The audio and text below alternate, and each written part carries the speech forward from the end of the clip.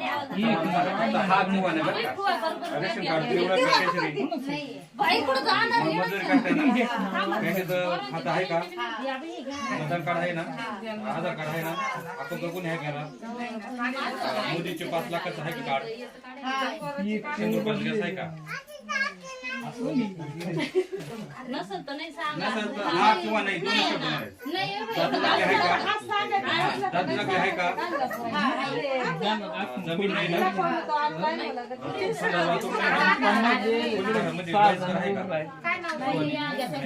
विधवा आहे का